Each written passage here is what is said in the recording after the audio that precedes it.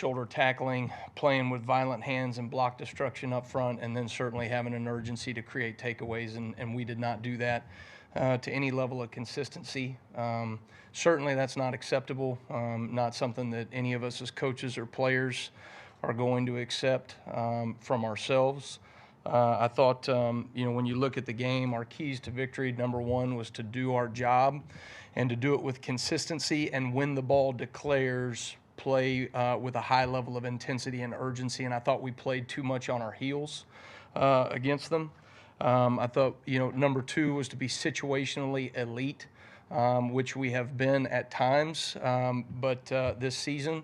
But I thought one of the real keys to the game as we started making adjustments against the run is that we were not able to get off the field on third and long situations. That's something that we've really been, we've excelled at this season thus far, but we were not able to do it in the game. And so certainly some things that we've got to make sure that we get adjusted and tweaked so that we can get back to playing great third down defense.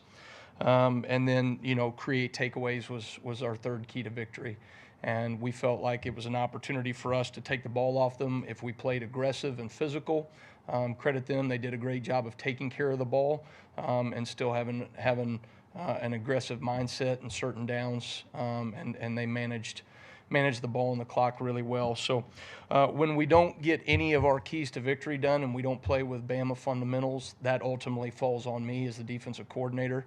It's my responsibility to make sure that we get our players to play at the highest level possible and to become the best versions of themselves on game day, and we certainly did not get that done on Saturday.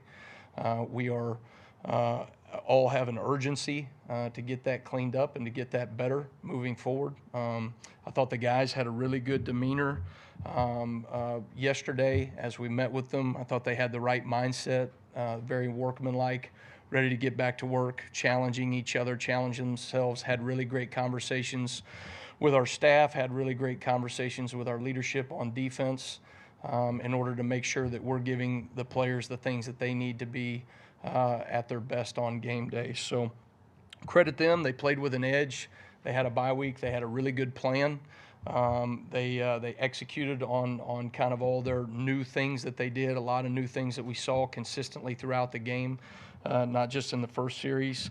I thought for us, we adjusted to some of the things they did in the run game, but we didn't do it consistently. And then obviously on third down, we didn't get off the field. So really those are the two things that, we feel like we've got to be focused on moving forward, becoming more consistent when we do see some of those non-traditional run pictures that the triple option presents to you, and then getting back to playing third down defense the way that we have played. So felt like, really you look at third down defense this past week and then fourth down defense in the second half against Georgia, not to the standard. So really for 6 quarters there, third and fourth down, we have not operated the level that we're capable of. Otherwise, we're looking at probably different stories in both those games. So that being said, the guys are ready to respond on Saturday. We're already working, have a good plan thus far against South Carolina. Have tremendous respect for Shane Beamer, another coach's son, and have tremendous respect for his dad and the pedigree and legacy that he's grown up under. I think he's done a tremendous job everywhere he's been, both as an assistant and a coordinator in special teams, and certainly, what he's doing in terms of building momentum for that program. Overall, Dow Loggins, their offensive coordinator, I've known for a number of years. He was a walk-on quarterback at Arkansas when my dad was the defensive coordinator there, and then he kind of left right as I came in and played there at Arkansas as well. Has done a tremendous job in his career, numerous years in the NFL, and so they have done a really nice job of kind of fitting their personnel, getting their quarterback in position to be able to go make plays for them both in the passing game and with his feet. So we'll have a tremendous challenge for us for sure. But our guys, myself included, our coaches cannot wait to get back out on the field on Saturday in Bryant-Denny. I think we're going to play with a level of urgency that our fans will appreciate, and a response that we all expect for Alabama to have on defense going into this week. Thank you, Coach. Start front right here with Nick. Yeah, you touched on adjustments a little bit, but could you get more into what adjustments you tried to make at halftime and then how Vanderbilt responded to those adjustments? Yeah, so I thought really some of the plays that they had in the first half were some things that we had not seen on film before. Some things that they were doing out of on-ball tight end pictures versus off-ball tight end pictures. We made some adjustments with our front and some things that we were doing with our defensive ends in terms of assignment responsibility, and that helped us out on first and second down. Got them to a number of third and long third down situations where we didn't execute and get off the field. And then they did a really nice job of holding some things throughout the game, and so they would throw new wrinkles in consistently throughout the game, which kept us in a constant pursuit of adjusting to what they were doing. And I thought they had a really good game plan in that regard. But because we were not able to get off the field on third down, we also gave them more opportunities to keep throwing those wrinkles on. Whereas, you could point to probably 8 to 10 different third down situations where if we just get off the field right there, we're having a very different conversation about how we played there. So. Obviously, from the press box, we can't hear what's being said on the field, but it appeared from our vantage point that Malachi refused to be substituted for in the last minute. Can you clarify whether that was the case? Well, Malachi Moore, I'm not sure anybody cares more about Alabama football than Malachi. And, in that moment, when emotions are running high, certainly, he has been held accountable, for some of the actions and the penalty that incurred there at the end of the game. I think Malachi's handled it really well with his teammates. We are, continuing to work to make sure that we address it the right way across the board.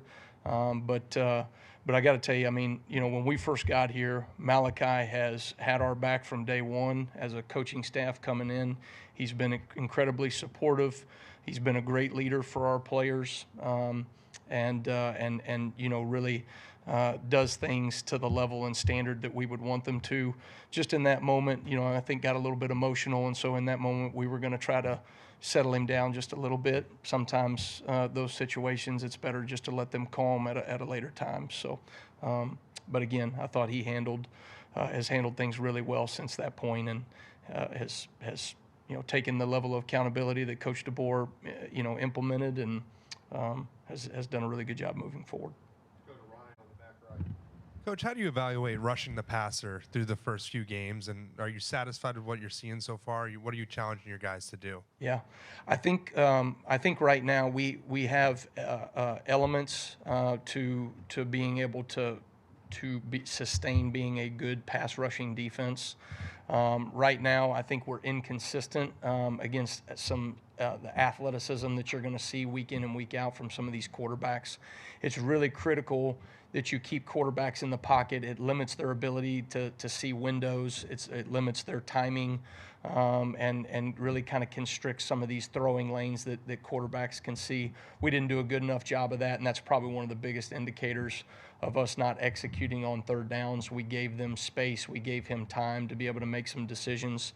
And then we didn't address some things in man coverage well enough either, even when we had a chance to get a guy on the ground. So from a pass rush standpoint, I think we have shown some really positive attributes there, but not consistent enough, to play at the level we think we're capable of on third down defensively. Coach, what's kind of a next step of growth from the young corners, especially when you're in position, you're trying to make a play on the football, just turning it and attacking the ball?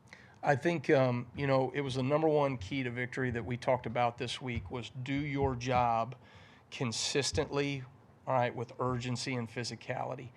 And do not get bored at doing the same high-level job over and over again. And that's really challenging for a corner, especially when you're dealing with an option-style team where, you're getting ran off, and all of a sudden now you're getting ran off and it's a go ball. It's a one-on-one. And you look at our corners, and those guys defended the ball in the air at times well. but we didn't do it consistently enough, you know what I mean, to be able to make the play when it mattered most. And I thought that really, you know, was kind of an overarching theme, is we didn't make the plays that we needed to make when the ball came our way as a defense, and they certainly made their plays, and that was ultimately the difference.